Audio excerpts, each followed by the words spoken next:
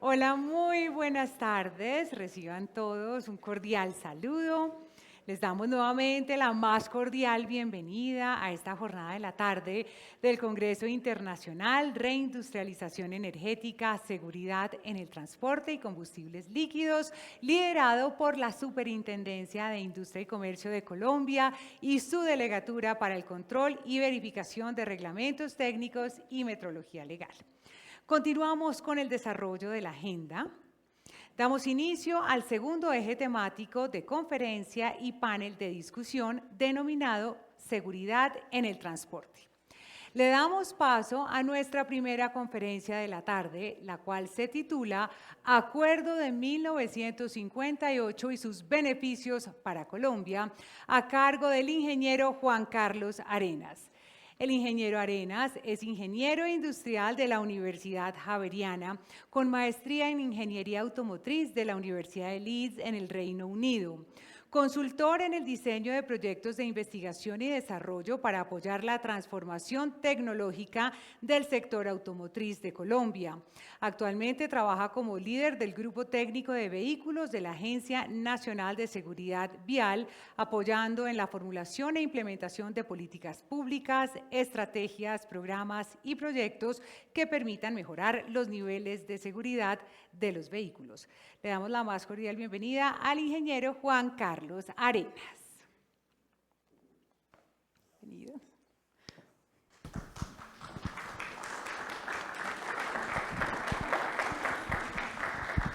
Listo. Bueno, muchas gracias. Buenas tardes a todos. Un saludo a la Superintendencia de Industria y Comercio por esta invitación. Les voy a contar un poquito lo que estamos haciendo desde el Grupo Técnico de Vehículos de la agencia. La agencia, como ustedes saben, es una entidad nueva.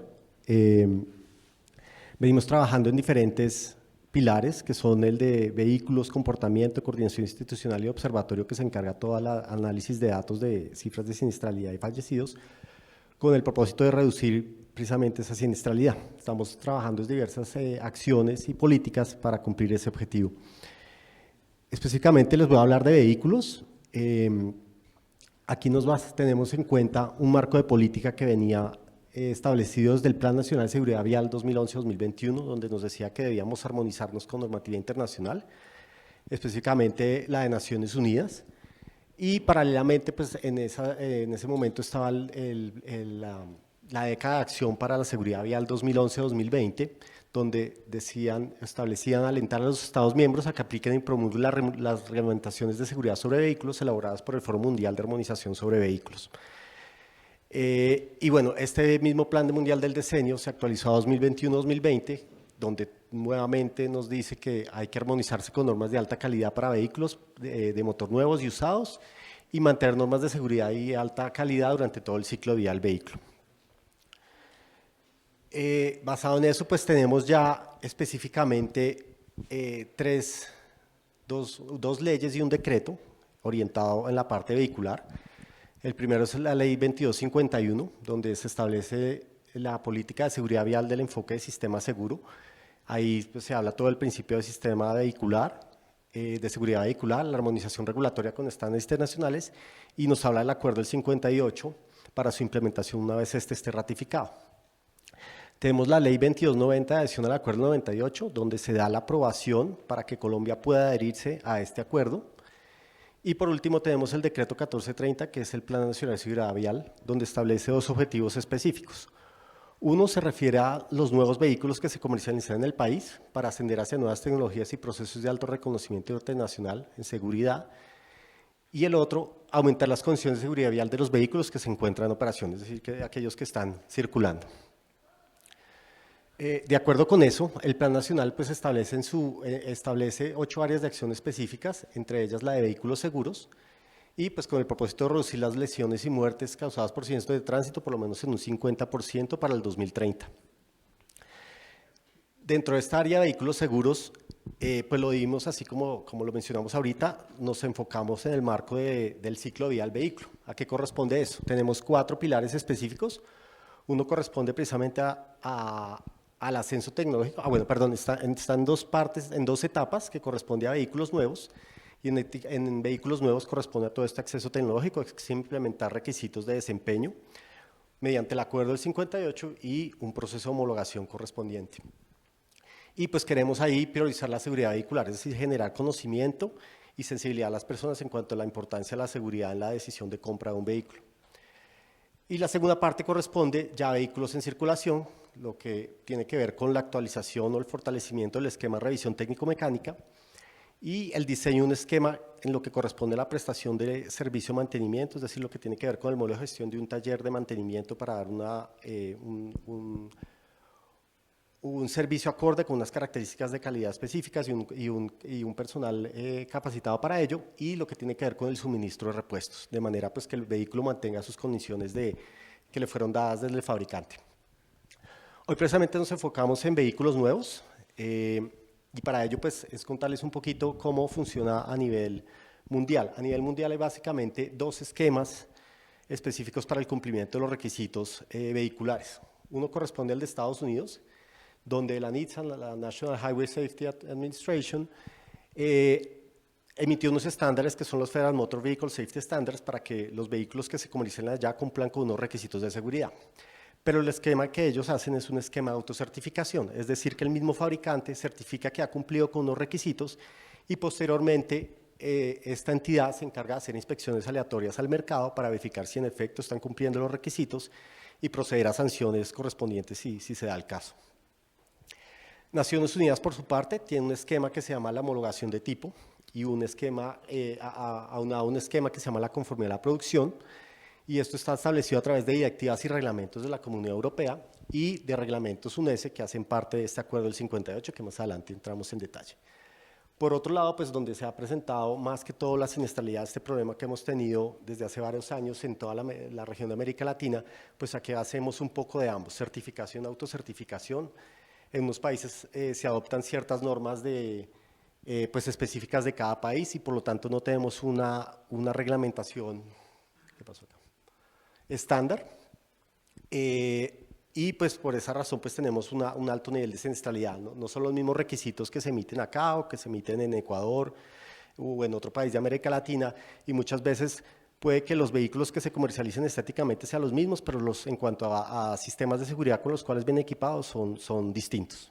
Los niveles de seguridad difieren entre cada uno de ellos. Por eso, pues, la idea es precisamente que esta región de América Latina se armonice con estándares internacionales de desempeño de seguridad, que es una de las acciones, como lo establece el plan de la década de acción, que tiene más impacto en la reducción de fatalidades. Y pues la reglamentación vehicular es esencial para mejorar el desempeño en términos de seguridad, además de generar beneficios sociales y económicos para el país. Bueno, para esto, con relación al primer objetivo del Plan Nacional de Seguridad Vial, hemos empezado a definir y establecer mediante reglamentación requisitos técnicos de desempeño para que un vehículo esté equipado con sistemas y componentes, precisamente para evitar siniestros viales o mitigar sus consecuencias en caso de que el siniestro ocurra. Estamos definiendo requisitos específicamente lo que tiene que ver con las diferentes tipologías vehiculares, como son motocicletas, vehículos livianos, vehículos pesados, entre los cuales están carga y pasajeros, y otros tipos de vehículos como vehículos de movilidad personal, bicicletas, tricimóviles, bueno, entre otras tipologías que están acá. No sé qué pasó con la presentación.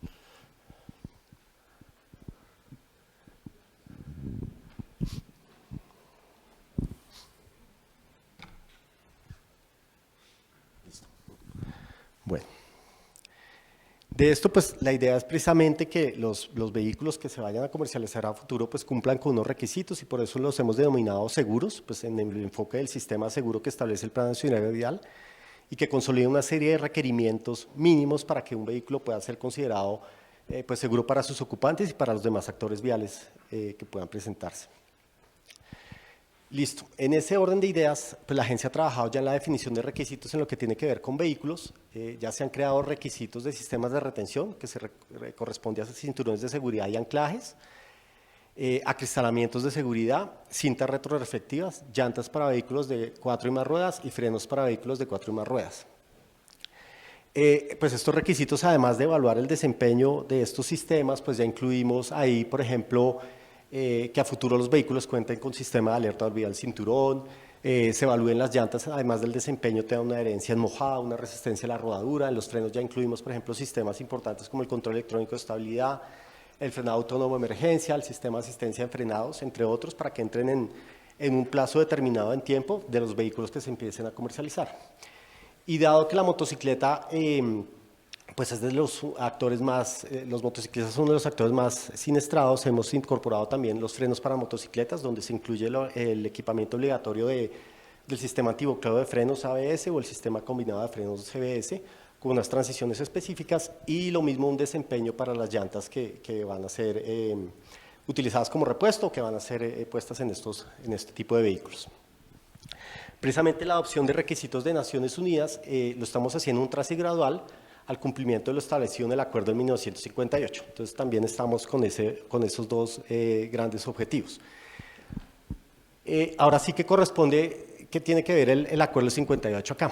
La Comisión Económica de Europa para Naciones Unidas tiene entre ellos, en la división de transporte, se creó desde 1952 el Foro Mundial para la Armonización sobre Vehículos, conocido como el WP29. El WP29 incluye una serie de expertos donde precisamente desarrollan estos requisitos vehiculares conforme al dinamismo de la tecnología, para que de manera uniforme todos los países que compongan a estos acuerdos los vayan implementando. Es decir, que haya una uniformidad de esos requisitos. Los mismos requisitos que pueda cumplir España son los mismos que debería cumplir Francia, y así sucesivamente. Este foro exclusivamente se encarga de administrar 3 acuerdos. Uno corresponde al acuerdo del 58, que es el que vamos a hablar ahorita, que se encarga de unos reglamentos técnicos con unos procedimientos administrativos para su cumplimiento. Otro que es el acuerdo del 98, que también tiene unos requisitos vehiculares, pero no tiene unos procedimientos administrativos. Y el otro corresponde al acuerdo del 97, que es más que todo relacionado con las revisiones técnico-mecánicas. Bueno, precisamente el grupo de trabajo, el WP29, pues tiene varios grupos de trabajo. Entre ellos están divididos en contaminación de energía, ruido neumáticos, prescripciones de seguridad general, seguridad pasiva, alumbrado y señalización luminosa, vehículos automatizados, entre autónomos y conectados. Entonces, a partir de estos grupos de trabajo van evaluando y actualizando estos reglamentos técnicos vehiculares. Aquí podemos ver pues cómo, digamos, el acuerdo 58 y el acuerdo 98 pues se ha establecido en varios países a nivel mundial. Precisamente lo que se trabajó en el acuerdo es que no solo lo adoptaran inicialmente países de la Unión Europea, sino que vinieran incorporando también, adhiriéndose al acuerdo, otros países. Aquí tenemos, por ejemplo, los que están adheridos al acuerdo del 98, los que están adheridos al acuerdo del 58, y los que están adheridos a ambos acuerdos. Y como podemos ver, ninguno de los que están, pues no hay ningún país de América Latina ni de Centroamérica, y más que todo la gran parte de África no está adherido al acuerdo. ¿Qué es lo importante de este acuerdo? Pues dice que el acuerdo, por ejemplo, específicamente el del 58, entre las estadísticas que se han dado, presentan 8.9 siniestros por cada 100.000 habitantes, mientras en los países que no se han adherido presentan en promedio 19,8 siniestros por cada 100.000 habitantes. Bueno, entonces precisamente pues esta es la importancia que le dimos en la agencia en llegar a ser parte de este acuerdo. Específicamente, ¿qué dice el acuerdo? ¿Cuál es su alcance? Es un acuerdo multilateral con el propósito de establecer reglamentos de desempeño y de procedimientos administrativos para el sector automotriz, para vehículos, sistemas, partes y componentes relacionados con seguridad vial, protección del medio ambiente, eficiencia energética y protección antirrobo. En la actualidad incluye 56 países, incluyendo la Unión Europea, y los más recientes países que entraron a ser parte de este acuerdo fueron Nigeria en 2018 y Pakistán en 2020. Actualmente esto está dividido en anexos al acuerdo. Hay 167 reglamentos que están divididos entre seguridad activa, seguridad pasiva y general, todo lo que tiene que ver con protección ambiental, es decir, más que todo emisiones y consumos y eficiencia energética, y sistemas antirrobo. Como les mencioné, este acuerdo difiere del 98 porque incluye estos procedimientos administrativos, que ya los veremos más adelante, pero se refiere más que todo, así en resumen, lo que tiene que ver con la conformidad de producción, evaluación y designación y notificación de servicios técnicos, las homologaciones de tipo que da este acuerdo, interpretación de aplicación de reglamentos, nuevas tecnologías y métodos de ensayo virtual. Eso prácticamente son las características que incluye este acuerdo. Bueno, cada una de ellas, ¿en qué consiste? Aquí brevemente estos procesos administrativos son los que incluyen, además de los requisitos que establece cada de los reglamentos, es cómo se procede al cumplimiento. Entonces, básicamente el más importante, que como lo llamamos ahorita, es la homologación de tipo. ¿Qué significa esa homologación de tipo? Es un procedimiento que requiere previamente la evaluación de un proceso de producción de un producto X, donde el fabricante precisamente presenta ese producto y ha avalado que ha pasado unos ensayos específicos que corresponden al reglamento que quiere aplicar, y con ello, pues, con ello tiene que demostrar la capacidad y la conformidad técnica de que ha cumplido con esos requerimientos para poder comercializar su producto en estos países que hacen parte del acuerdo. Para ello, ¿qué hace? Hace una solicitud de homologación de tipo de cierto tipo de vehículo sistema componente. Lo llaman tipo porque se refiere a las características que incluye cierto producto. Es decir, una llanta no tiene las mismas características en dimensiones, en resistencia que otras, y por eso ahí difiere del tipo. Entonces él presenta, podemos llamar como una muestra, un prototipo específico para homologación, de manera que unas autoridades específicas de cada país avalen el cumplimiento de esos requisitos. A eso lo llaman autoridad de homologación, es decir, cada uno de estos países que les mencioné ahorita crea su propia autoridad de homologación y puede llegar a darle la aprobación a ese fabricante de que cumple con esos requisitos para que le den esa homologación de tipo. Para presentar esos informes de ensayos, pues existen lo que se llaman unos servicios técnicos, que son aquellas entidades que realizan o supervisan esos ensayos físicos, ya sea físicos o virtuales. Es decir, ellos van y verifican el cumplimiento de esos requisitos, de esos ensayos de desempeño, ya sea puede ser en el laboratorio del fabricante o en otro laboratorio, pero pues avalan que ellos mismos o realizan los ensayos o supervisan que se estén cumpliendo.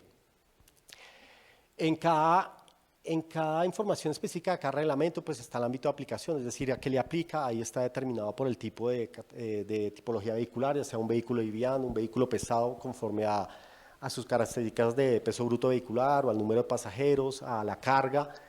Entonces lo tienen dividido por diferentes especificaciones, ya sea precisamente también las motocicletas y otro tipo de vehículos, y a la vez establece los requisitos que debe cumplir, cuáles son los ensayos, cuáles son los límites en cada ensayo que deben cumplir, cuáles son las tolerancias, cuáles son los requisitos para que se les ensayo, y si esos cumplen, pues se le da ese país o esa autoridad que representa a ese país, expide lo que se llama un type approval o una homologación de tipo, si verifica el cumplimiento de los requisitos y, como les dije antes, si ha verificado el proceso de producción de ese fabricante.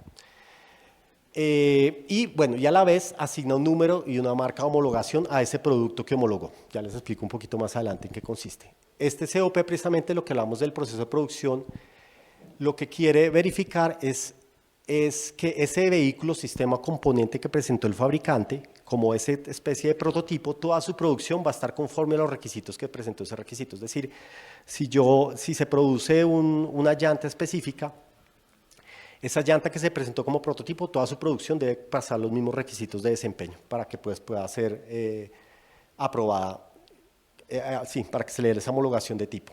Para ello, pues hay tres pasos importantes que uno corresponde a que precisamente esa evaluación que hace esta autoridad evalúa el sistema de gestión de calidad de la compañía, del fabricante, establece unas disposiciones de conformidad de producto, es decir, que en efecto corrobora mediante unas inspecciones y unos controles específicos que la fabricación de esa llanta para toda la producción se está haciendo conforme a esa que se homologó. Y finalmente hay unas disposiciones de verificación continua, es decir, que por medio de inspecciones o auditorías específicas en el tiempo verifica o inclusive puede tomar muestras aleatorias de la producción para verificar que en efecto esa llanta sigue cumpliendo con los requisitos establecidos. Entonces, más o menos aquí hay un diagrama representando esto. Entonces, digamos, aquí está el fabricante, que puede ser cualquiera de estos, y pues están estos actores específicos. El servicio técnico, como les dije, que ese es el que realiza y supervisa los ensayos.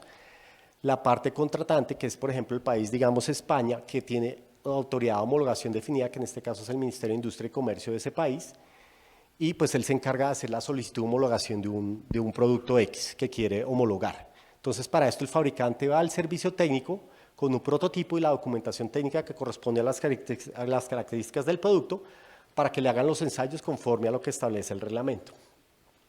A su vez, una vez tenga el resultado de estos ensayos, Va a esa parte contratante, le presenta ese informe de ensayos y pues avala que realmente sí pues con la conclusión que da este servicio técnico les dice si en efecto pasó todos los requerimientos. Bueno, inicialmente, olvidé aquí una cosa, este Ministerio de Industria y Comercio designa estos servicios técnicos que tiene a cargo el país para el reglamento en cuestión, es decir, puede haber unos servicios técnicos específicos para llantas, para el sistema de frenado, para equestramientos, pero puede haber otros que evalúen sistemas de iluminación, de puertas, etcétera, que hacen parte de toda esta red global del Acuerdo del 58 de todos los países. Cada país ha designado unos servicios técnicos.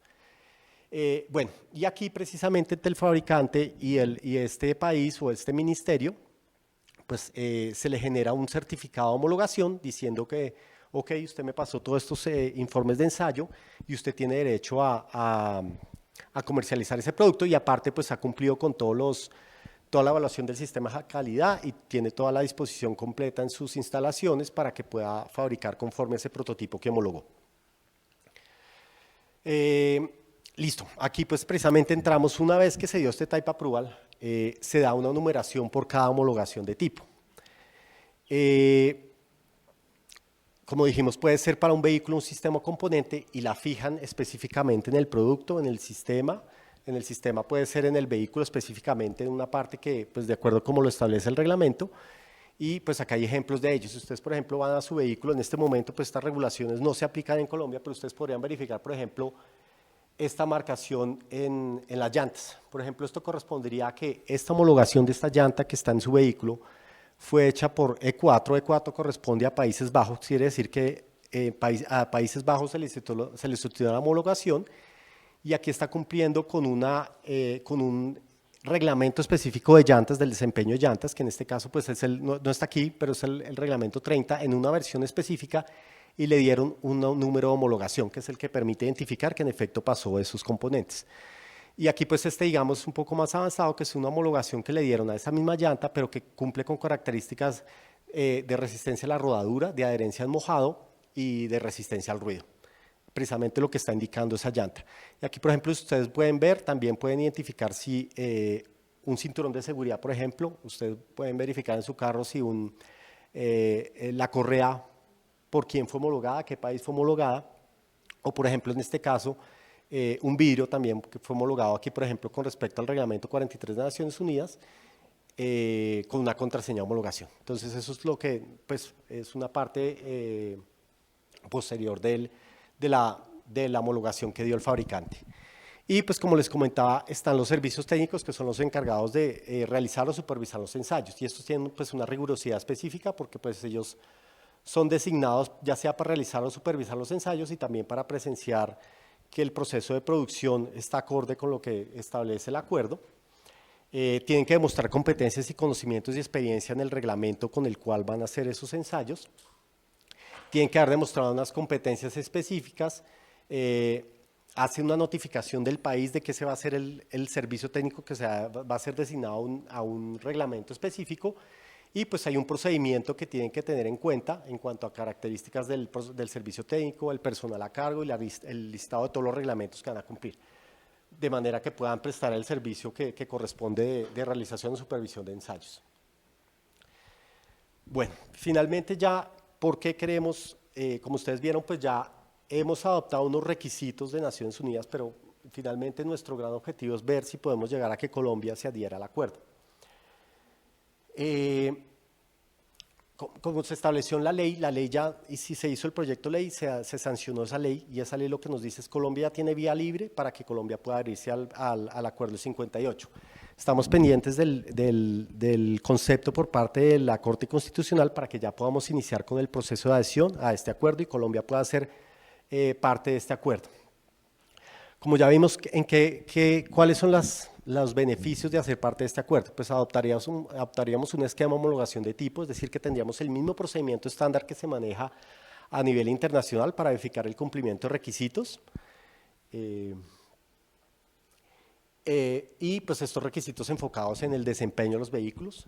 Como les mencionaba aquí actualmente, no teníamos esos requisitos enfocados, no sabíamos si un vehículo en efecto cumplía con los requisitos de frenado, simplemente el vehículo entraba pues ya, pero no teníamos una normatividad establecida, entonces ya podemos aquí evaluar si el vehículo pasó por unos requisitos de frenado, pasó por unas pruebas de frenado. ¿Qué permite esto al hacer parte de este acuerdo? Hay una facilitación del comercio, eliminación de barreras técnicas al comercio. Este acuerdo lo que tiene, además de emitir estas homologaciones de tipo, es que hay un reconocimiento mutuo de estas homologaciones, es decir, estas homologaciones que se le da a un país son válidas en cualquier otro país que hacen parte del acuerdo, y esto evita que haya repetición de pruebas y de homologaciones, lo que reduce tiempos y costos. Está el proceso de la conformidad de producción, es decir, nos aseguramos que toda la producción conforme a esa muestra que se presentó, toda la muestra va a ser acorde y va a cumplir con los mismos requisitos que el producto que fue homologado. Como les expliqué, hay unos servicios técnicos designados por cada país para que pueda llevar a cabo esos ensayos de los reglamentos que aplica ese país. Y adicionalmente, pues tiene el WP29 que les expliqué, que es el grupo de trabajo, se encarga de apoyar a los países en la interpretación de aplicación de reglamentos en caso de que tengan inquietudes. Lo mismo hacen cuando hay una nueva tecnología y que, por ejemplo, no está definido en el reglamento, pues ven cómo hacen esa exención hasta que finalmente entre en vigencia y puedan aclarar las respectivas dudas. Y también establecen métodos de ensayo virtual si el fabricante pues tiene las posibilidades de demostrar mediante un modelo matemático o un programa de simulación que puede cumplir los mismos requisitos que establece el reglamento. ¿Qué implica esto para Colombia? Pues lo que queremos es que las regulaciones para evaluar el ingreso de un vehículo al país se enfoquen en el desempeño de seguridad. Para esto pues están estos reglamentos de Naciones Unidas que son estrictos y van cambiando con el tiempo conforme a la nueva tecnología. Estos reglamentos se llaman series. Series implica cuando hay una modificación es que hay nuevos requisitos adicionales que debe cumplir, y pues para eso establece una fecha para que la industria se adapte a estas nuevas tecnologías. ¿Qué más nos permite esto? Pues acceder libremente y continuo a requerimientos técnicos de desempeño. Pues esto lo que facilita es evitar precisamente que hagamos normativa nacional. Como les mencioné anteriormente, en América Latina diseñamos nuestra propia normativa y pues esto ya está creado prácticamente desde el 58.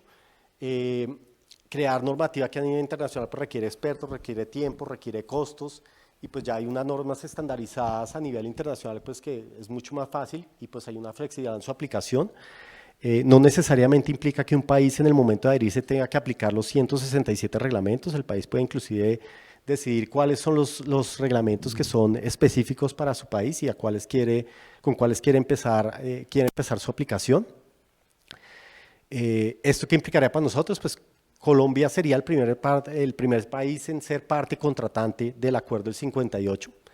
Esto a la vez nos da un derecho, o le daría a Colombia voz y voto en la reglamentación de Naciones Unidas. El WP29 hace diferentes sesiones en el año, donde pues ahí definen cuáles son los reglamentos nuevos conforme a las nuevas tecnologías, y pues Colombia podría estar ahí.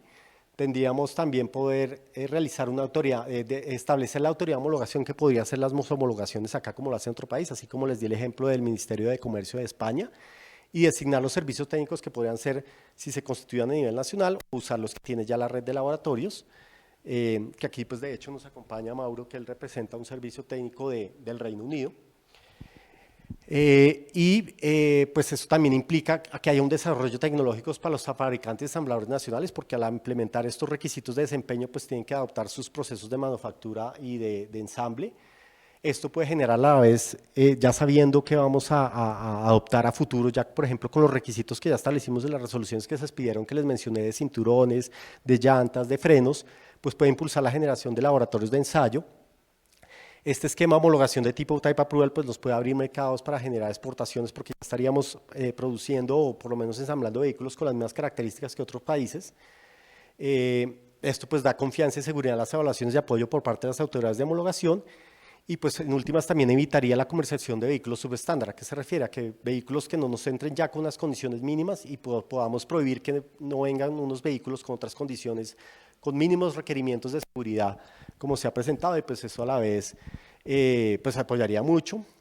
Quisiéramos también con esto, al ser parte del contratante del acuerdo, pues generar una política regional, poderlo establecer a nivel de CAN, por ejemplo, Perú, Bolivia, y que pudiéramos llevar ese mismo esquema que establece en Europa pues a nivel de América Latina, y pues todo esto con el propósito de evitar siniestros viales y mitigar sus consecuencias en caso de ocurrencia. Y finalmente, pues como les comenté, esto es lo que estamos haciendo en este momento, la ley ya está, nos falta ese visto bueno de la Corte Constitucional para que podamos hacer ya el trámite de adhesión formalmente ante Naciones Unidas y constituirnos oficialmente como país del acuerdo. Y pues ya empezaríamos con todo este proceso de implementación del acuerdo que corresponde a generar las capacidades institucionales, definir el proceso de homologación que quisiéramos que sea este proceso de homologación de tipo, definir e implementar la arquitectura institucional necesaria para este proceso de homologación y definir e implementar el marco jurídico requerido para la aplicación de los procedimientos del acuerdo. Entonces, esto es básicamente lo que les quería comentar de lo que estamos haciendo a nivel de vehículos seguros. Muchas gracias.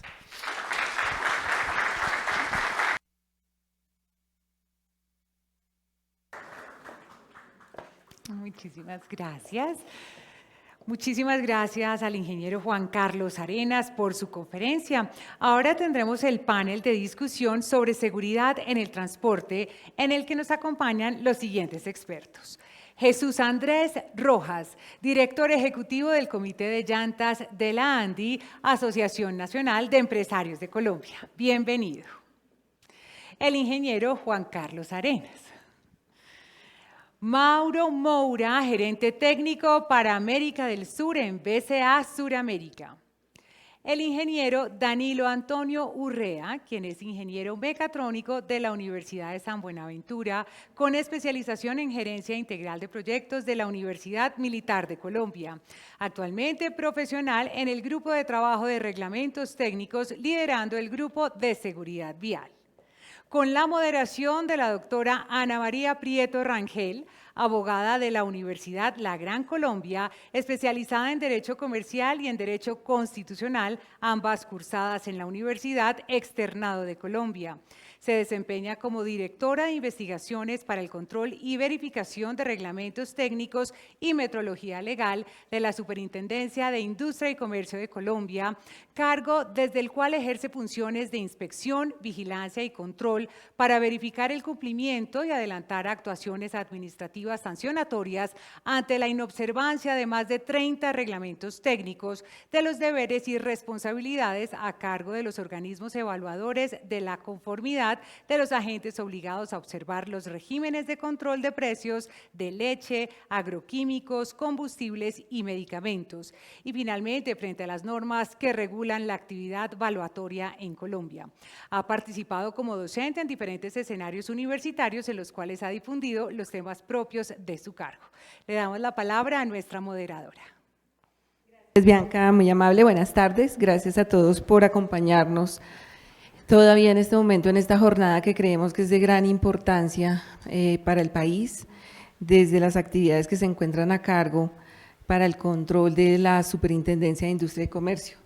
Quiero agradecer a Juan Carlos porque la presentación que nos acaba de realizar es un tema que ha ocupado muchísimo la agenda de gobierno desde hace un gran tiempo e implica un paso muy importante para Colombia. Realmente esta regulación, adoptando las normas de Naciones Unidas, es un paso muy importante en tema de seguridad y proteger por la protección de los objetivos legítimos que se busca proteger para los consumidores.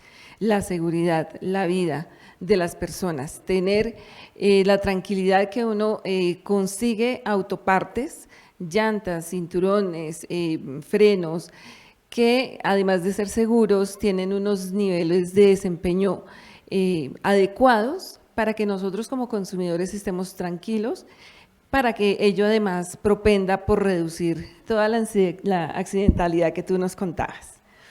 Vamos a conversar un poquito sobre el tema. Yo quisiera primero abordar un poco el tema de la regulación para que entendamos un poco más, ahondemos en algunos aspectos.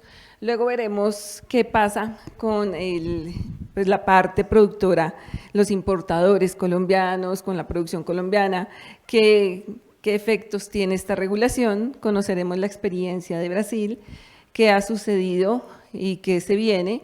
Y por último, algunas de las actividades como entidad de control que realizamos desde la superintendencia, con la cual nos acompañará Danilo. Entonces, Juan Carlos, tomando como punto de partida lo que nos dijiste en la presentación, la implementación de esta normatividad del Acuerdo de la ONU trae unos desafíos para Colombia. Cuéntanos un poco qué desafíos son.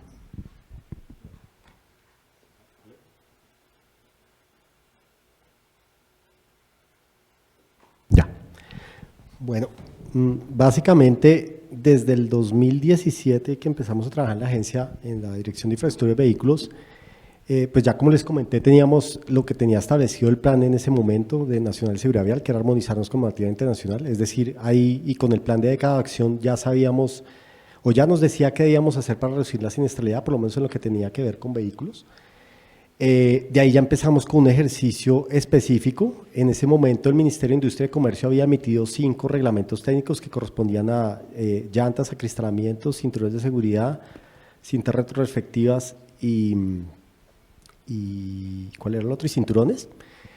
Pero pues esos no estaban directamente enfocados al desempeño, esos se habían hecho con normas aquí técnicas nacionales y pues se evaluaba bajo otro sistema específico. Lo que procedimos a inicialmente fue a realizar análisis de impacto normativo. ¿En qué consiste un análisis de impacto normativo? Es evaluar los impactos tanto positivos como negativos que puede implicar la adopción o actualización de un reglamento técnico en términos sociales, económicos y jurídicos, y empezamos con la actualización de esos reglamentos. Eso fue un trabajo arduo, pues fue más o menos de 3 años para definir finalmente en cada uno qué debíamos hacer. En cada uno de estos análisis de impacto normativo pues se establecen alternativas que entre la principal es analizar el status quo, es decir, la situación actual, qué pasaría si mantenemos la regulación actual, qué implica eso en términos sociales, económicos y sobre todo en siniestros para el país.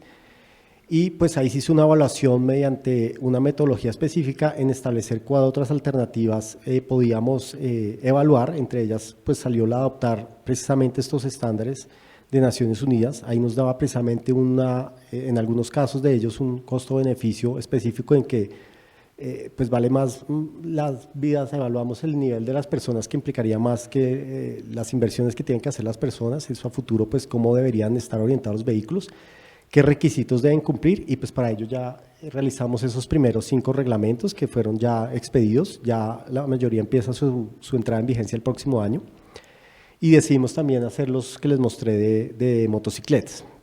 Bueno, y otro que sacamos también paralelamente fue el de cascos de motocicleta, también fue el primero que adoptó los reglamentos.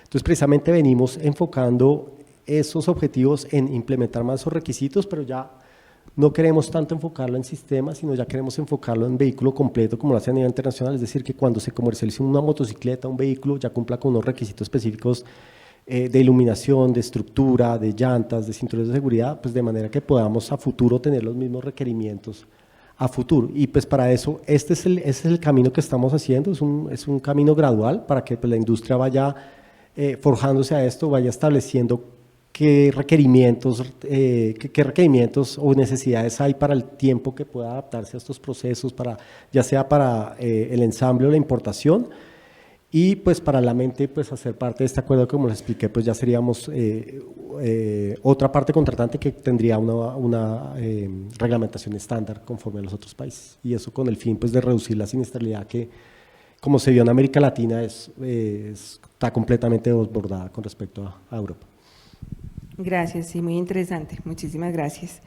Bueno, ¿cómo Colombia puede aprovechar esta adhesión al Acuerdo del 58 justamente para promover el desarrollo de la industria automotriz?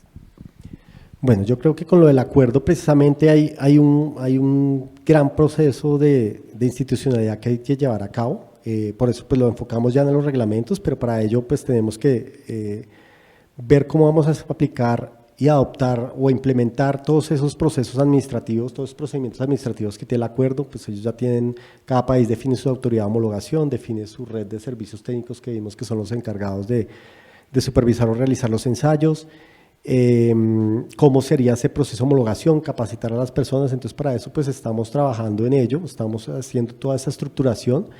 La ley 2251 nos da 3 años para hacer esa implementación. Y pues estamos desarrollando ese proceso y pues en últimas, como vimos en la presentación, pues eso trae muchos beneficios, entre ellos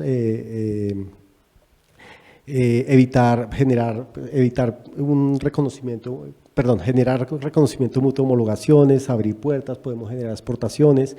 Ya teniendo digamos, una seguridad jurídica, lo que se va a implementar en Colombia, pues eso nos permitiría a que se cree mercado, que de pronto hayan laboratorios específicos, a que precisamente se constituyan servicios técnicos en Colombia y pues eso nos permita ser reconocidos en la región y podamos expandir esa misma figura a nivel de América Latina para que podamos tener la misma estandarización a nivel que en Europa y pues llegar en un futuro ojalá tengamos, reduzcamos esa brecha que existe en este momento en cuanto a seguridad vehicular. Por lo que veo entonces los efectos no son solamente para la industria automotriz, sino involucra muchos sectores que se van a ver impulsados, como claramente el sistema de acreditación, con la acreditación de laboratorios que van a prestar este tipo de servicios, con eso se fortalece de manera importante el Subsistema Nacional de la Calidad, que fue uno de los temas que abordamos esta mañana. Y pues es una contribución importante para el país. Bueno, pues en Colombia hay un parque automotor con años de trabajo, ¿sí? Interesante. Los repuestos para este parque automotor está previsto que su comercialización para la entrada en vigencia, en vigor del reglamento técnico, pueda suplir estas necesidades. Bueno, pues precisamente estamos evaluando cómo vamos a abordar este tema, porque como ustedes vieron ahí, todo el acuerdo 58 implica los nuevos vehículos. Entonces, digamos, los repuestos que se homologaron o que se homologarían para estos nuevos vehículos, pues ya cumplen los requisitos y prácticamente les servirían a estos vehículos.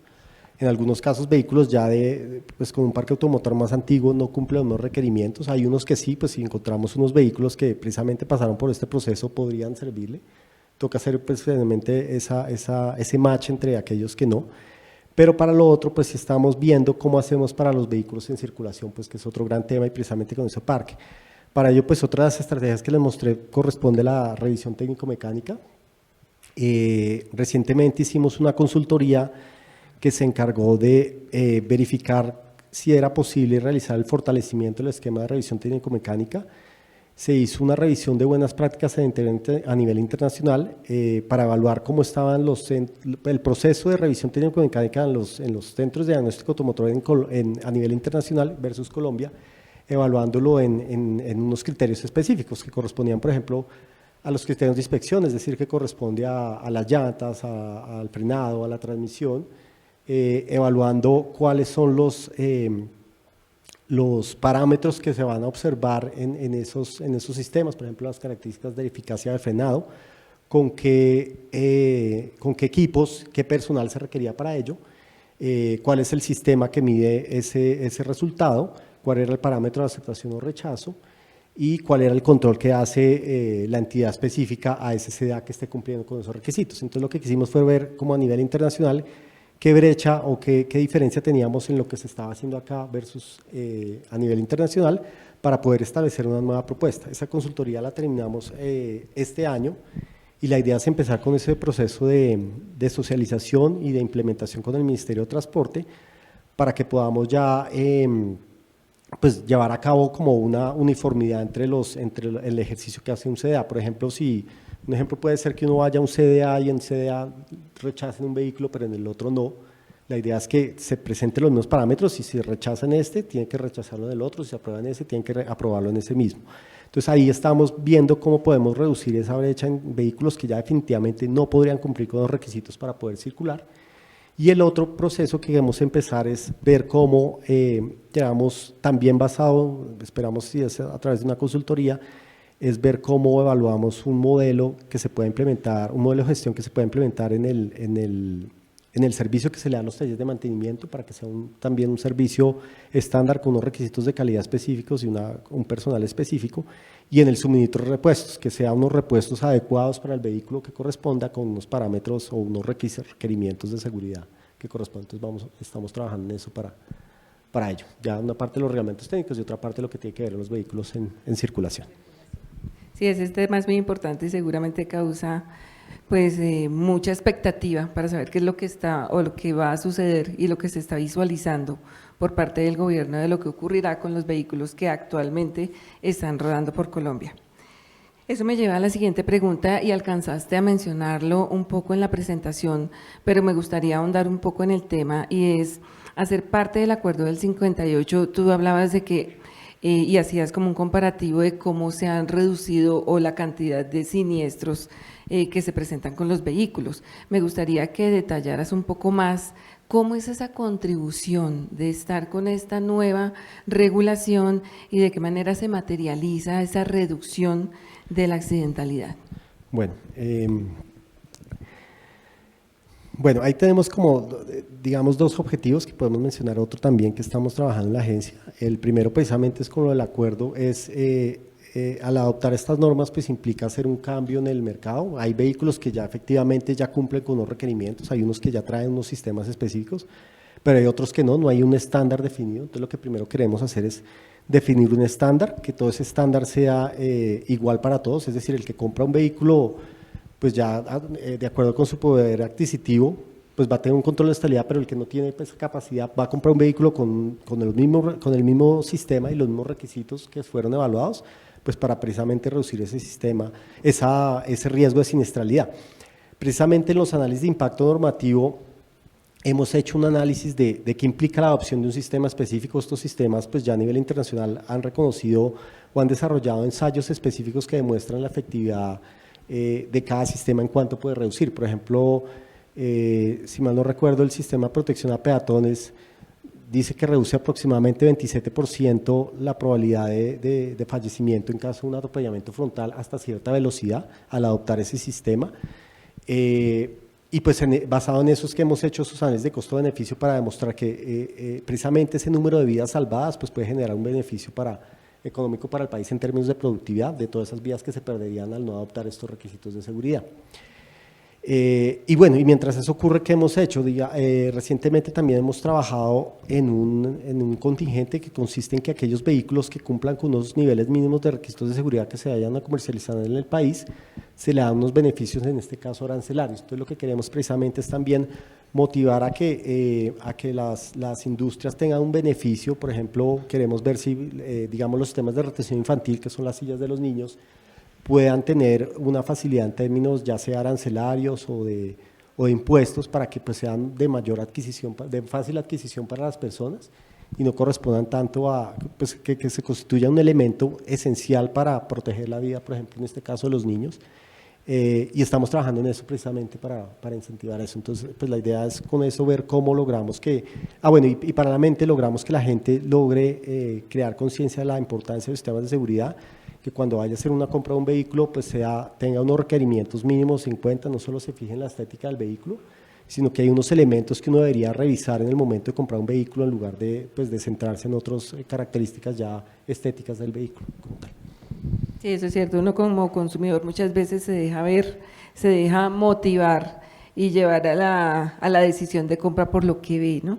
Entonces uno ve un vehículo, le parece muy bonito, cumple con unas características para la adquisición, pero seguramente pasa a segundo plano este tema tan importante.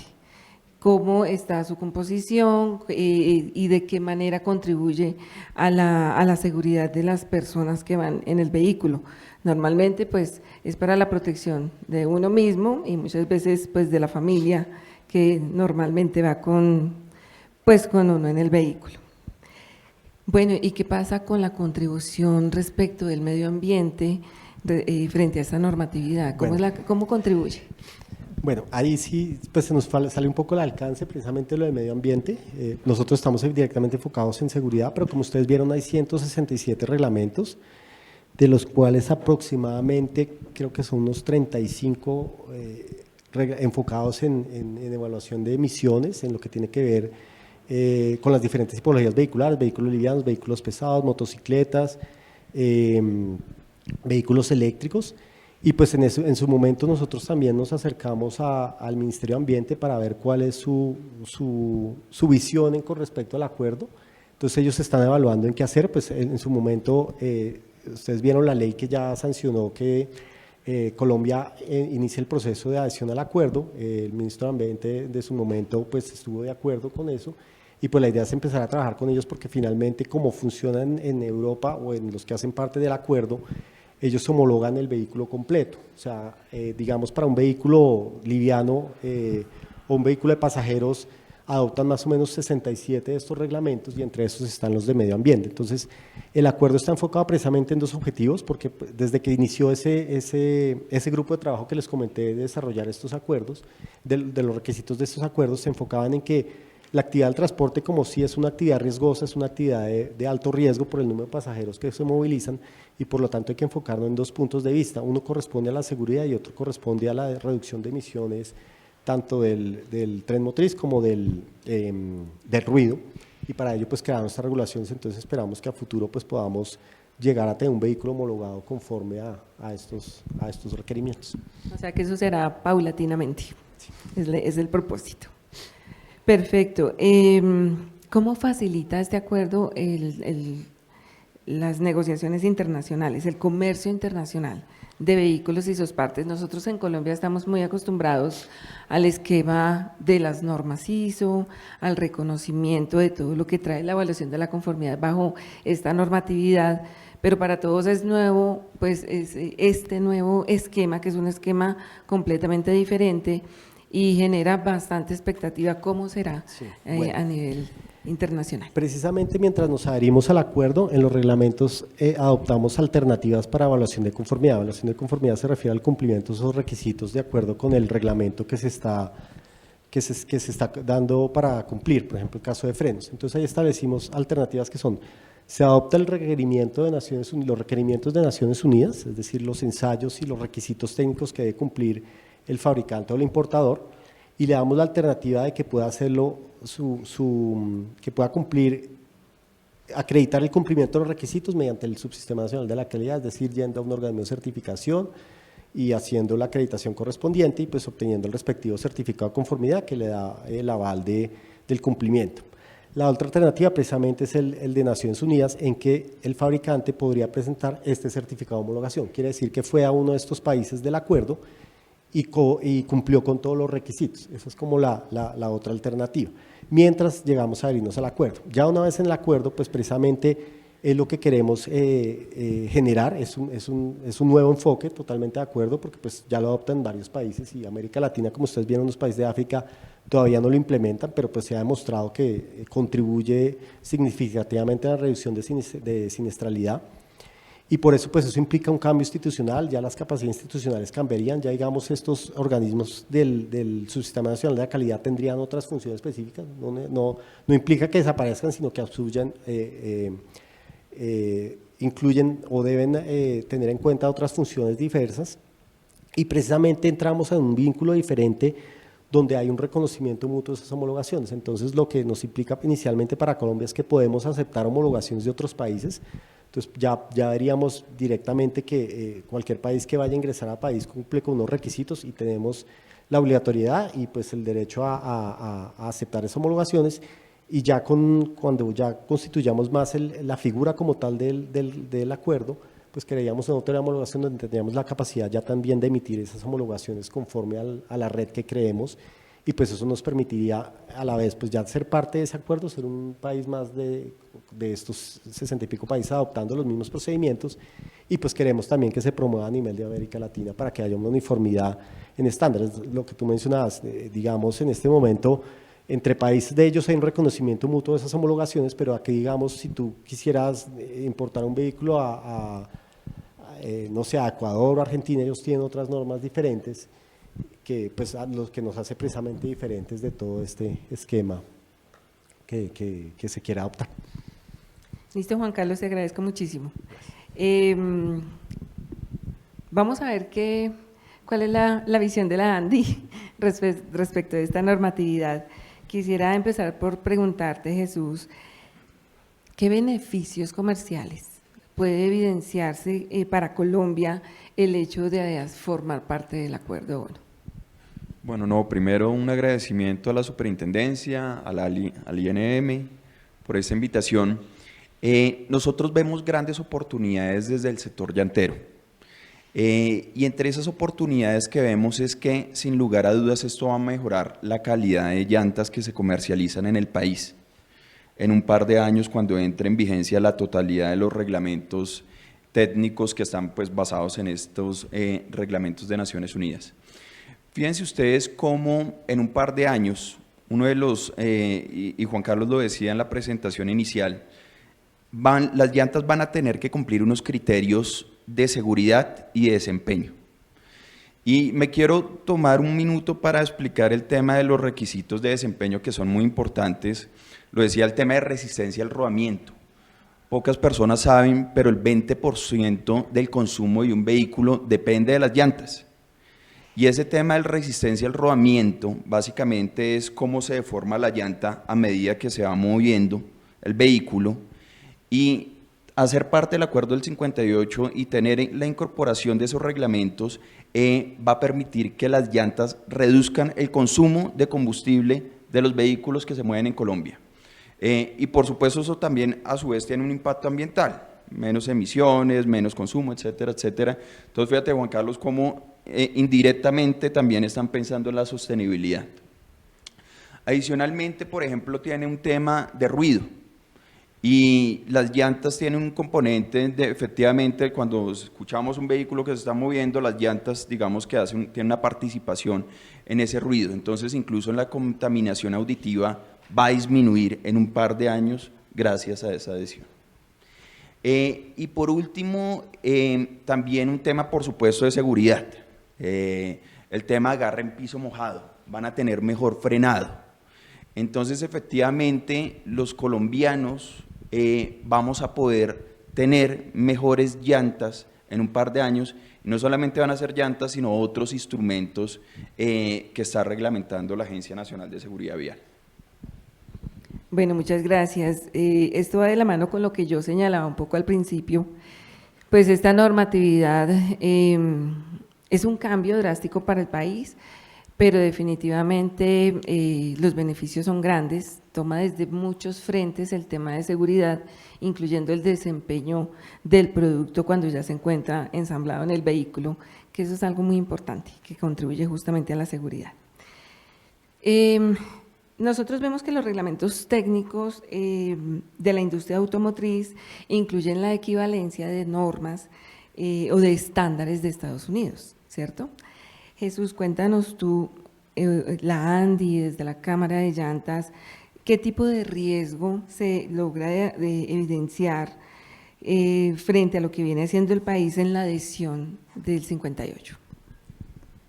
Gracias, doctora Ana María, por esa pregunta. Y ahí vale la pena decir que los reglamentos de Naciones Unidas versus los estándares de los Estados Unidos son muy diferentes. Por ejemplo, en el caso de los Estados Unidos, esto que acabo de decir, resistencia al rodamiento, ruido y agarre en piso mojado, no lo incluye. Pero de pronto el riesgo que nosotros vemos más latente, porque en últimas también los estándares de Estados Unidos también tiene unos requisitos en materia de seguridad que son lo suficientemente estrictos para también brindarle un buen producto al consumidor, que en últimas es lo importante. Lo que sí vemos son las diferencias en cómo certificar la conformidad. Y entonces, mientras que en el caso de Naciones Unidas, Juan Carlos nos lo explicaba hace un momento, cómo existe una autoridad de homologación, existe un tercero en últimas. Cuando vemos el marco normativo colombiano, vemos que hay un organismo de certificación, también vemos entonces un tercero que en últimas está haciendo esa evaluación de que esas pruebas de que se le están haciendo a las llantas sean de manera correcta. En el caso de los Estados Unidos vemos que es una autocertificación, porque efectivamente en el caso de los Estados Unidos pues confían en las empresas que están haciendo bien las cosas, y eso está muy bien. Pero en el caso, eso sí, de los Estados Unidos, en el caso que la NHTSA se dé cuenta, la empresa tiene una sanción gigantesca. En el caso colombiano no podemos olvidar una variable, y sobre todo en el mercado de llantas. Hay un alto índice de informalidad, hay un alto índice de contrabando, y entonces nos preocupa esta autocertificación, para serles honestos, de que efectivamente esa autocertificación se ha usado por aquellos malos importadores, por así decirlo, y que de alguna forma este gran trabajo que se viene haciendo para adherirnos al acuerdo del 58, pues que en vano, porque en últimas se abra esa puerta de la primera parte, por así decirlo, para los estándares de los Estados Unidos. Esa digamos que es una de las inquietudes que nosotros tenemos. Sí, muy válido, es un riesgo que se puede evidenciar fácilmente. Bueno, ¿cómo la adhesión a este acuerdo contribuye a mejorar la sostenibilidad en la industria automotriz? Nosotros lo vemos desde el punto de vista de llantas. Esto primero que les dije, el tema de resistencia al rodamiento va a disminuir el consumo, menos emisiones. Pero adicionalmente, fíjense que Colombia tiene uno de los índices de reencauchabilidad más bajos del mundo. Y entonces resulta que nuestro índice de reencauchabilidad está por debajo del 20%. Si nosotros logramos que entren mejores llantas al país, voy a enfocarme en el tema de llantas de bus y camión, que en últimas son las llantas que se logran reencauchar en Colombia, y son de mejor calidad, son llantas que están estructuradas para ser reencauchadas, esto va a mejorar este índice. Y entonces, cuando hablamos de reencauche, resulta que estamos hablando de menores llantas en disposición final, puesto que una llanta reencauchada puede tener hasta 2, 3 vidas. Entonces, nosotros desde el punto de vista de que se ofrezca una mejor llanta, vemos que puede llegar a aumentar ese índice de reencauchabilidad. Ok, muchísimas gracias. ¿Y cómo crees que, o mejor, crees que esta adhesión al acuerdo permite realizar innovación en este sector? Fíjense que trae unos retos importantes, y efectivamente dentro de la industria tiene que empezar a innovar. Voy a enfocarme en el tema de llantas. Cumplir estas variables de las que hemos hablado de llantas, sin lugar a dudas tiene unos cambios significativos en los procesos industriales. Por ejemplo, para cumplir el tema de resistencia, hay que hacer un cambio en los materiales que hoy se están usando para fabricar llantas. Aquí tenemos todavía una planta de producción aquí en Colombia. Y esto va a tener, al cambiar ese proceso industrial, porque en últimas vamos a tener que incluir nuevos materiales, uno de ellos es la sílica, en el caso de las llantas. Esto digamos que es un desafío en materia de innovación para la industria. Efectivamente, esto también hay que ser claros, puede llegar a afectar el precio del producto, sí, pero en últimas es en pro de mejorar la calidad del producto y adicionalmente lo más importante para nosotros como comité de llantas, reducir la siniestralidad. Ok, eso era algo que te iba a preguntar, ¿cómo ven el tema de la afectación frente al precio del producto? ¿Va a ser significativo el consumidor que podría esperar frente a este escenario? Yo pensaría que sí no.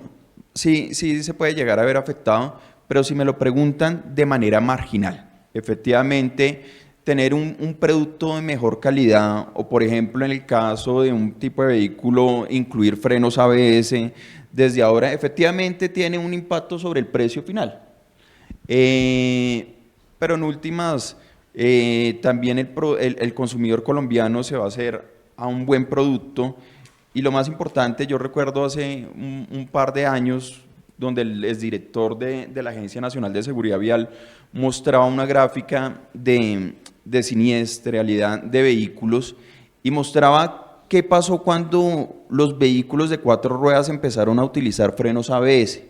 Y en ese momento recuerdo que se torció esa curva hacia la baja levemente, luego efectivamente se recuperaron lamentablemente esas cifras de muertos en vías, porque pues el parque automotriz aumenta, bueno, por otros inconvenientes, pero esto es un avance para reducir esos lamentables índices. No hay derecho, digámoslo de esta forma, que hasta ese momento tenemos las llantas de vehículos de 4 más ruedas cumplen reglamento técnico, pero las de moto no. Y las motos en última son el principal vehículo que tiene accidentes. Un gran paso es que ya las llantas para las motos van a tener que cumplir un reglamento técnico y más uno como lo es este de Naciones Unidas. Desde la ANDI han podido analizar si la adhesión al acuerdo promueve la inversión extranjera. Ese tema lo hemos conversado. Yo debo decir que ahí soy, digamos, un poco más crítico. En últimas, no podemos olvidar que nuestra industria está enfocada a la región latinoamericana. Y en el caso de la región latinoamericana, como Juan lo mostraba al comienzo, no está adherido al acuerdo del 58. Esa conversación, digamos, que no se están dando en otros países de la región o no lo vemos de la misma forma que en Colombia. Entonces, digamos que nuestro mercado es Latinoamérica.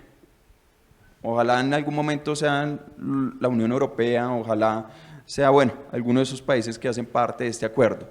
Pero bueno, podemos verlo también desde otro punto de vista y es, nos estamos preparando desde ya y eventualmente entonces al Colombia tener esa preparación antes que los demás, que los otros países, digamos que en un futuro podemos atraer inversión extranjera con miras a exportar hacia esos países que hacen parte del acuerdo. Listo, Jesús, muchísimas gracias.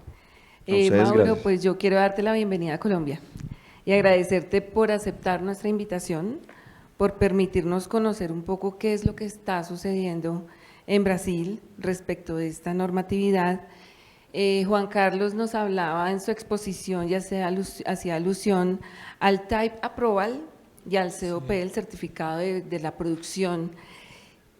Yo quisiera que nos contaras un poco qué es un Type Approval y cuál es la diferencia con un COP. Primeiramente, graças pela invitation. Nós estamos aqui para ajudá-los, suportá-los e trocar experiências. Quanto ao Type Approval, o principal câmbio é, como já foi dito, no processo de COP, no controle do processo de produção da vida útil do veículo. Hoje, em Brasil também ocorre o mesmo. A prova é solamente em la amostra inicial. Depois não se controla mais a produção.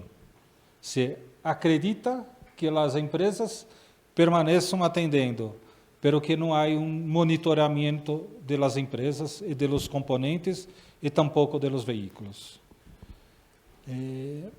O Type Approval, como também já foi dito, é algo que veio para harmonizar os requisitos, para trazer nível de confiança nos requisitos técnicos e trazendo melhores condições ambientais e melhores condições de segurança, tanto para os condutores, para os passageiros, mas também para os peatones. Então, é passo e com esta nova atividade, uma geração de mais competência em los engenheiros de las autopeças, los engenheiros de las montadoras, ensambladoras, novo nível de laboratórios, há uma exigência bastante grande para os laboratórios se adaptarem aos requisitos, e é uma oportunidade de Colômbia estar plenamente atendendo os requisitos da maior parte do mundo.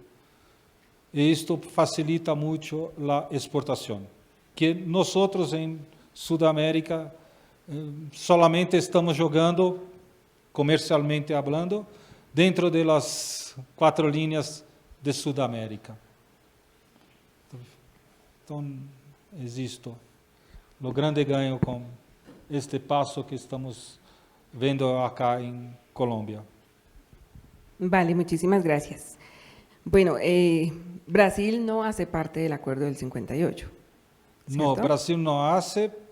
Brasil aceita, como a grande parte dos países sudamericanos aceita esta certificação, essa aprovação de produtos, pero que tem sua própria regulação e que fica a meio termo entre qualquer coisa e os requisitos de Nações Unidas, do Grupo 29. Ok.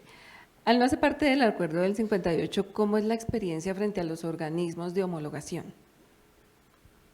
Desculpa. Para Brasil, ustedes como no hacen parte del acuerdo del 58 y es toda una infraestructura Sí. que incluye los organismos homologados, que son los que en cada país, digamos, son los que de alguna manera certifican la conformidad del producto. ¿Cómo es la experiencia en Brasil frente a estos organismos de homologación o organismos homologados? A nossa participação em Brasil iniciou-se há 10 anos atrás. Somos a primeira entidade de aprovação de Type Approval Authority acá em Brasil, acá em Sudamérica. E nós, ao longo desses 10 anos, vimos algo que vem gradativamente aumentando a demanda. Algumas ensambladoras em Brasil já percebem a necessidade de uma certificação a nível mundial para permitir as exportações. Agora, recentemente, algumas ensambladoras começaram a exportar para a Ásia, países como Tunísia,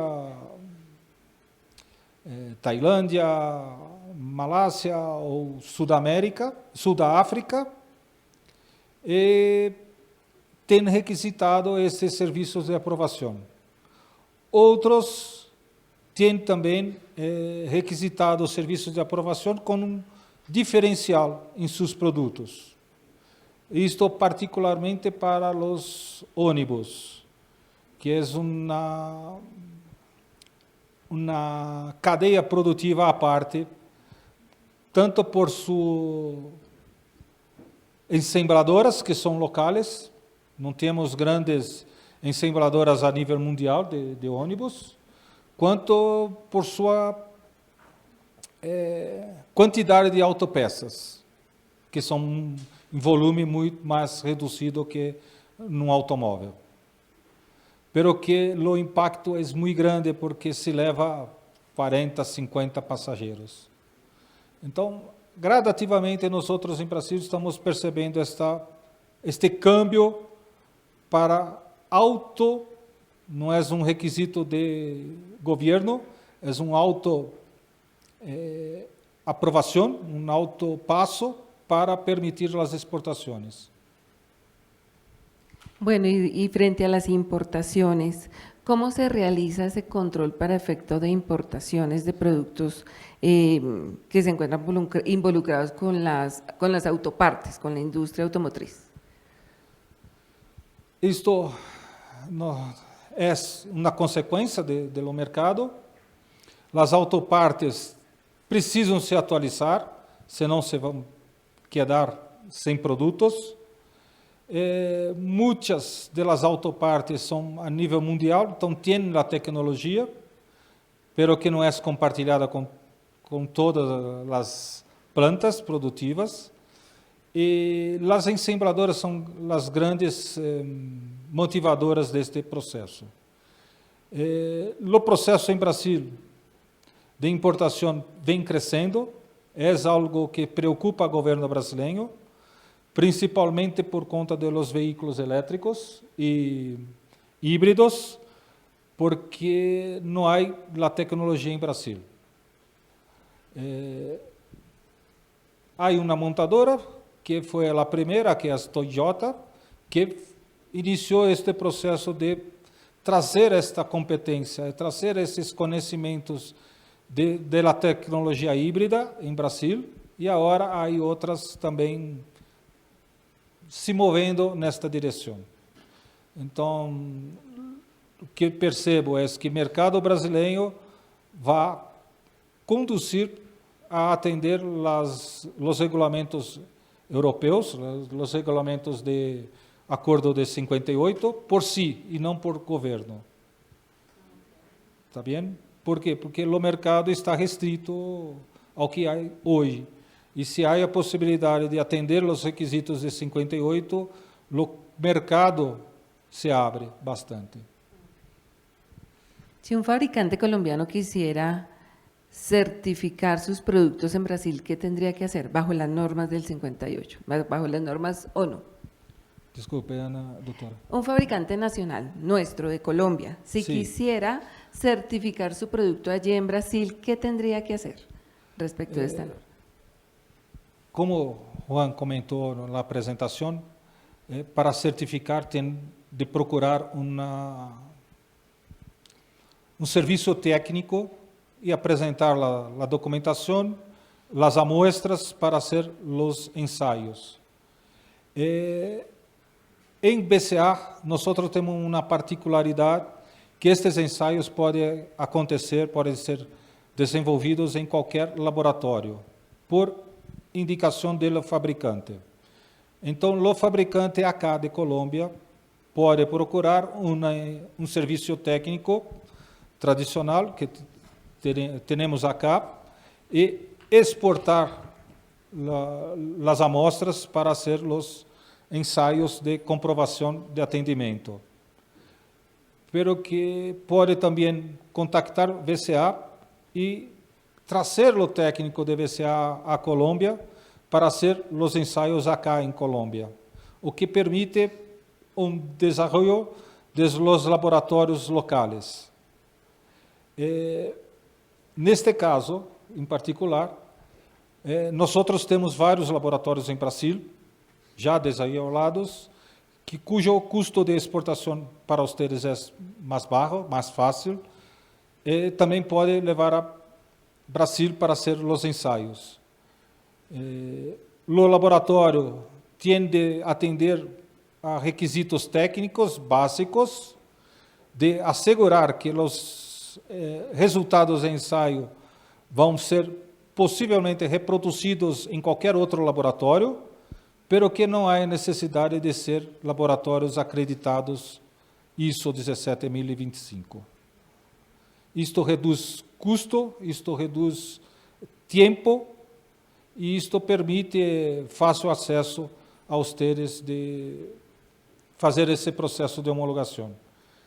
Pero que o ideal é nós como incentivo de la cadeia automotiva, desarrollar os laboratórios locais para permitir competências novas, tanto no fabricante quanto em los processos de apoio. Bien, Mauro, muchísimas gracias. Não por isso. Bueno, por último me gustaría preguntarle a Danilo, por parte de la superintendencia, algo muy puntual. La superintendencia, ¿qué ha podido identificar frente a esta adhesión del Acuerdo 58? ¿Cómo va a contribuir en la protección de los consumidores? Bueno, buenas tardes a todos. Por parte de la superintendencia, pues tenemos bastantes retos dentro del mismo grupo de trabajo, ya que estos reglamentos técnicos están colocando información específica de los requisitos mínimos del etiquetado y el tema de la demostración de la conformidad. Hacia el consumidor son productos con mayor calidad, mejor protección hacia el consumidor y por tal motivo, pues la superintendencia lo que va a realizar es verificar estos productos que están comercializándose y que ya están comenzando a demostrar la conformidad frente al acuerdo del 58. Uno de los grandes retos también que nos coloca la reglamentación del 58 es que ya no solamente son las autopartes, sino también los vehículos completos, en los cuales ya la superintendencia, con los nuevos reglamentos técnicos que entran en vigor el próximo año, ya entramos a vigilar los vehículos automotores nuevos. También con sus partes, llantas, acristalamientos, cinturones, cintas retroreflectivas, y pues no solamente en vehículos automotores, sino que también se nos agranda un poquito el parque automotor en tema de motocicletas, mototriciclos, cuatrimotos, y ya tenemos reglamentación respectiva sobre esto. Entonces es un gran reto por parte de la superintendencia vigilar y controlar estos reglamentos técnicos y pues todo va a la mano en trabajo, pues con mesas de trabajo, todo de la mano con la Agencia Nacional de Seguridad Vial y pues el Ministerio de Transporte. ¿Qué beneficios puede esperar el consumidor con esta nueva regulación? Pues el primer gran beneficio es que tenemos un producto con la última tecnología, ya que la reglamentación de las Naciones Unidas, por medio del Acuerdo del 58, pues vamos a tener los últimos avances tecnológicos tanto de seguridad, producto y material y materia prima. Entonces hablemos un poco de temas de casco de motocicletas, bajo el reglamento técnico R22. Ya salió la última enmienda, que es la 06, y con esta enmienda ya la protección que tiene la persona que utiliza el casco va a tener mayor soporte de golpes, tanto laterales, posteriores, los visores. Entonces van a tener un producto de última tecnología, productos mucho más equilibrados, ¿sí? Por el tema de peso, por el tema del cuello, de la forma de utilizar estos productos. Entonces, lo que el consumidor está adquiriendo con productos ya certificados con el Acuerdo del 58 es que van a tener un producto que primero va a ser de gran calidad y los van a proteger a ellos por cualquier siniestralidad que ellos van a tener llegado al caso. Gracias. Me gustaría hacerle una última pregunta a Mauro. No sé si se ha podido conocer algún tipo de estadística. ¿Qué ha pasado con esta regulación de la ONU? ¿Qué efectos ha traído para los consumidores, para las políticas de Estado? ¿Si ha contribuido a la reducción de la siniestralidad? ¿Qué han logrado evidenciar en Brasil? Doutora, eu não tenho esses dados, eu não tenho acesso a essa estatística, pero que é muito claro que quando nós nos preocupamos com, por exemplo, eu falei de ônibus, com a parte de segurança do habitáculo do veículo, em caso de sinistro, se vai proteger muito os ocupantes. Isto se percebe bastante quando há sinistro e se vai verificar a condição do veículo. Se havia atendimento ao requisito, no caso é o regulamento 66 das Nações Unidas, se percebe o habitáculo intacto. E quando não se tem esse atendimento a requisitos, se percebe que a própria ferragem se danificou as pessoas. Claro que não é só o habitáculo que se vai proteger, há também necessidade de contar com os cinturones, com os assentos, com a condição de habitáculo, com nada solto, pero que se percebe que o conjunto se traz muito mais segurança. Quanto às estatísticas, eu vou ficar devendo, eu vou procurá-las e eu envio depois a vocês como resposta. ¿Está bien? Perfecto, bien. Muchísimas gracias. Bueno, el tiempo se nos acabó, pero creo que logramos hacer un pequeño barrido de una radiografía de lo que nos ofrece esta normatividad. Creo que una gran conclusión, sin duda alguna, es que contribuye de manera eficaz a proteger esos intereses legítimos, a cumplir con esa política pública del Estado para lo que manda la Constitución, proteger a los colombianos en su vida, honra y bienes, y de alguna manera esa protección incluye o permite esta adhesión al Acuerdo del 58 materializarla. Muchísimas gracias pues a nuestros invitados, gracias por las explicaciones que nos dieron, a ustedes por su atención, muy amables.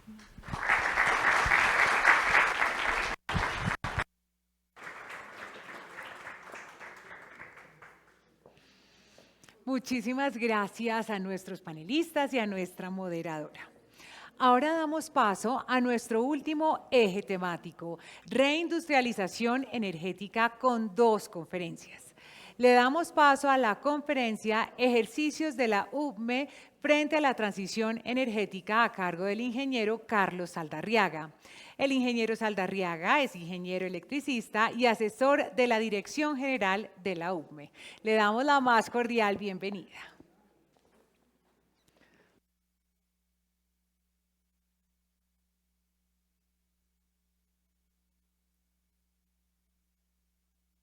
Bueno, muchísimas gracias, Bianca, por esta invitación. Para nosotros en la UCME es fundamental poder apoyar todos los procesos que impliquen industrialización, que impliquen eficiencia energética y, por supuesto, desde la planeación, para nosotros es vital poder trabajar de la mano con entidades del Estado que nos permitan también ayudar a fortalecer el desarrollo industrial de nuestro país. Así que es un placer estar con ustedes el día de hoy. Bueno, la charla que vamos a desarrollar el día de hoy la titulé Planeación para la Transición, porque queremos resaltar la importancia que tiene la UCME y que tiene la planeación estratégica de la infraestructura para el desarrollo de nuestro país, para la industrialización de nuestro país y, por supuesto, para alcanzar un desarrollo social pues, que es muy anhelado por nuestra población y muy necesario para poder garantizar pues, la vida, ¿cierto?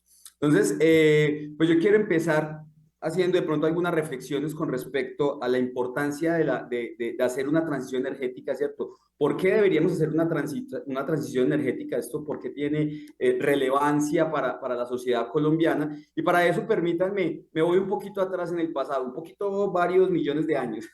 Pues a mí me gusta mucho empezar estas charlas haciendo una reflexión acerca pues de hacer conciencia de lo que significa estar en el planeta Tierra, de lo que significa ser humano y por supuesto de lo que la energía implica en nuestras vidas. Estamos tan relacionados y tan inmiscuidos en todo lo que implica consumo de energía que pocas veces nos sentamos a pensar, bueno, esto ¿qué efecto tiene? ¿De dónde viene? ¿Por qué yo hoy puedo estar haciendo mis actividades del día a día?